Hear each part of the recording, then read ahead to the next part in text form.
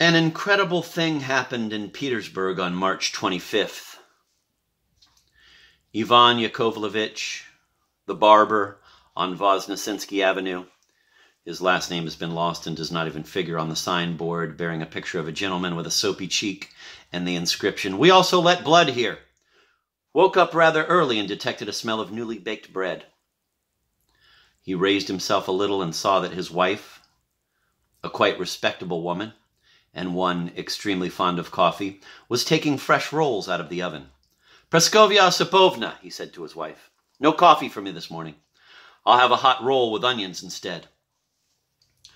Actually, Ivan Yakovlevich would have liked both, but he knew his wife frowned on such whims, and sure enough, she thought, "It's fine with me if the fool wants bread.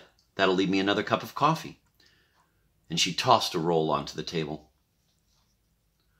Mindful of his manners, Ivan Yakovlevich put his frock coat on over his nightshirt, seated himself at the table, poured some salt, got a couple of onions, took a knife, and, assuming a dignified expression, proceeded to cut the roll in two.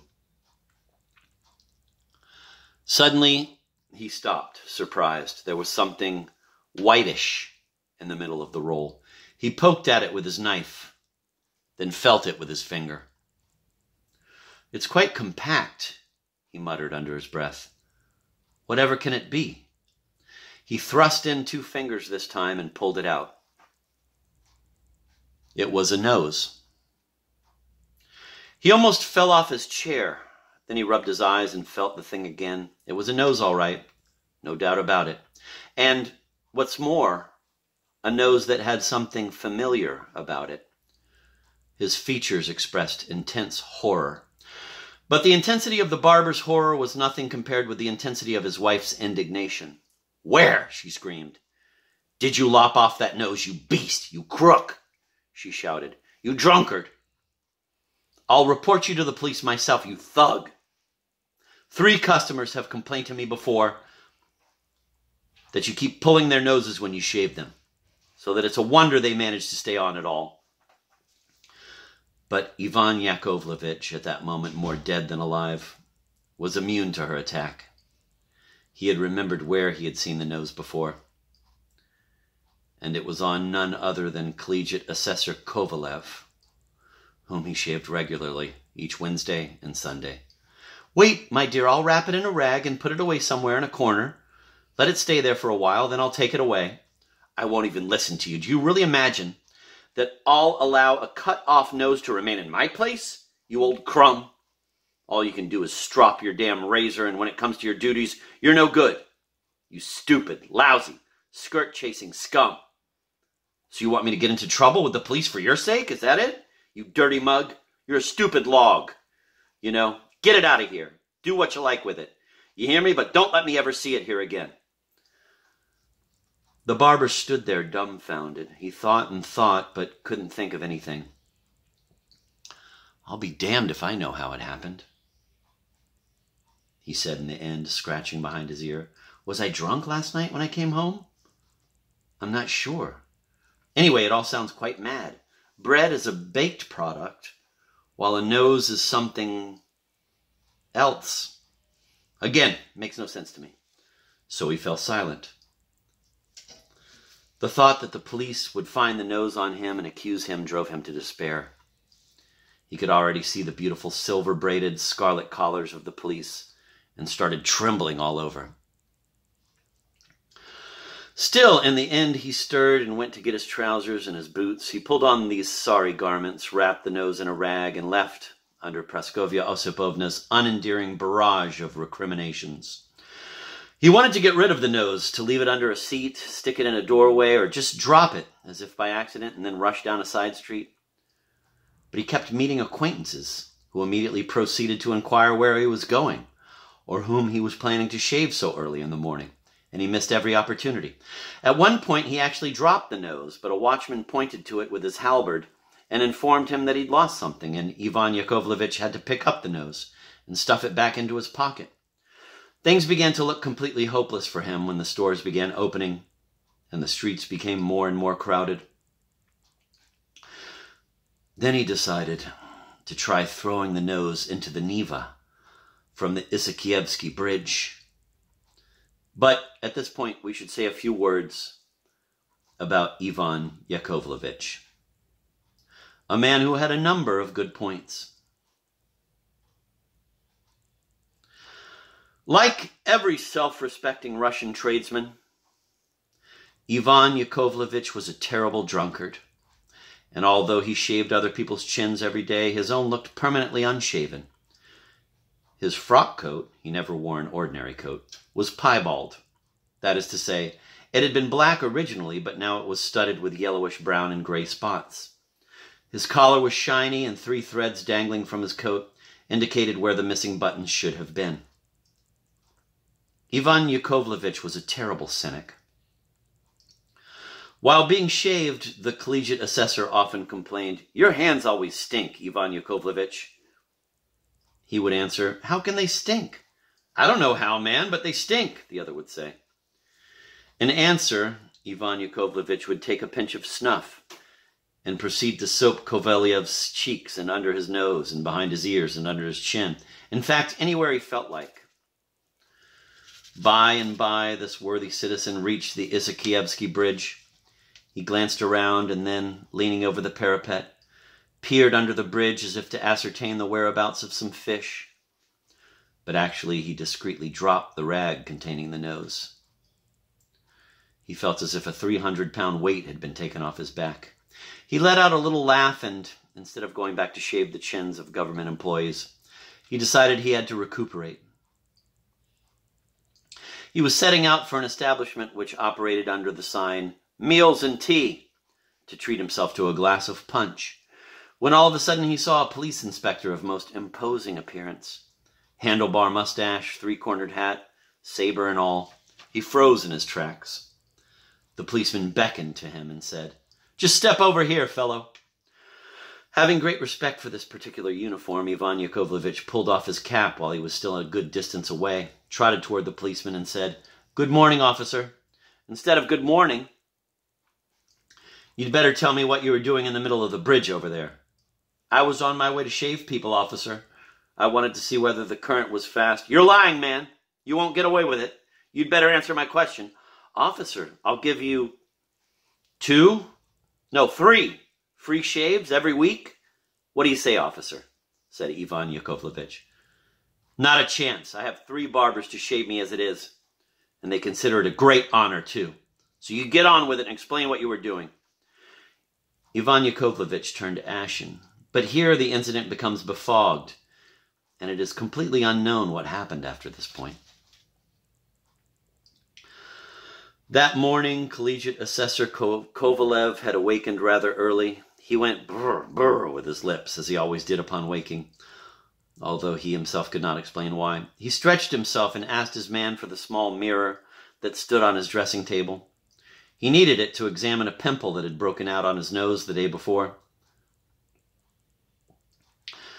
But he was bewildered to find that instead of his nose, there was nothing but a bare, smooth surface. Horrified, he asked for water and rubbed his eyes with a towel. There was no doubt about it. His nose was not there. He felt himself all over to make sure he was not asleep. It seemed he wasn't. Collegiate Assessor Kovalev jumped up then and shook himself. Still no nose. He called for his clothes and rushed directly to the police inspector. But in the meantime, a few things should be said about Kovalev to show what sort of collegiate assessor he was. Collegiate assessors who reach their positions by obtaining academic degrees cannot be compared with the collegiate assessors that used to be appointed in the Caucasus. They are 2 completely unrelated species. The collegiate assessors equipped with learning. But Russia is a strange place, and if we say something about one collegiate assessor, all of them, from Riga to Kamchatka, will take it personally. The same is true of all vocations and ranks. Kovalev was a Caucasus-made collegiate assessor. Moreover, he had been a collegiate assessor for only 2 years. In order to feel distinguished and important, he never referred to himself as a collegiate assessor, but employed the equivalent military rank of major. "Look here, my good woman," he used to say when he met a woman selling shirt fronts in the street. "I want you to deliver them to my place. I live on Sodovaya Street. Just ask for Major Kovalev's. Anybody will show you."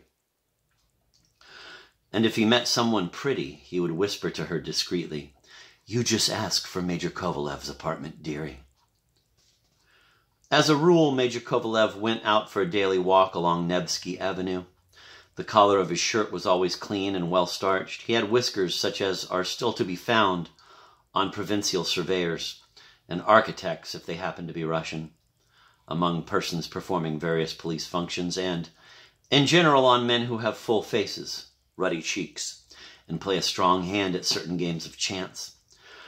Whiskers of this type flow straight across the middle of the cheek up to the very nostrils.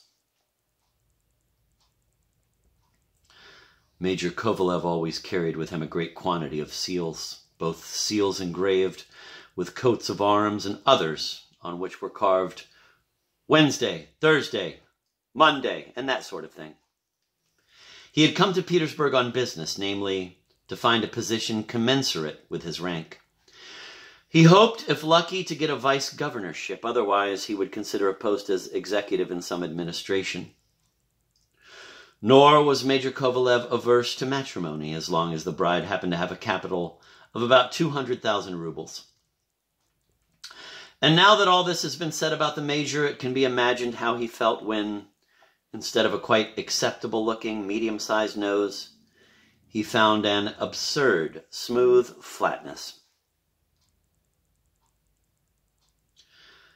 And to make things worse, there was not a cab to be seen in the street, and he was forced to walk all the way wrapped in his cloak, his face covered with a handkerchief, pretending he was bleeding and repeating to himself, "Maybe it's just my imagination? How could I possibly have lost my nose so stupidly?" He entered a tea room simply to have a look in a mirror. Fortunately, the place was empty except for waiters sweeping the floor and moving chairs around, and some others who, with sleepy eyes, were carrying trays with hot buns somewhere. Yesterday's newspapers, spotted with coffee, were strewn around on tables and chairs. "Well, thank heavens, there's no one here," he said. "I'll be able to have a look." Gingerly, he approached the mirror and looked. "Filth," he said, spitting. "God damn it! If only there was something to take the nose's place. But it's completely blank." He bit his lip in anger and, leaving the tea room, decided that, contrary to his usual custom, he wouldn't look at the people he met or smile at anyone. Suddenly he stopped dead near the entrance door of a house. An incredible sequence of events unrolled before his eyes. A carriage stopped at the house entrance. Its door opened. A uniformed gentleman appeared. Stooping, he jumped out of the carriage, ran up the steps, and entered the house. A combination of horror and amazement swept over Kovalev when he recognized the stranger as his own nose. At this eerie sight, everything swayed before his eyes. But although he could hardly stand on his feet, he felt compelled to wait until the nose returned to the carriage. He waited, shaking as though he had malaria.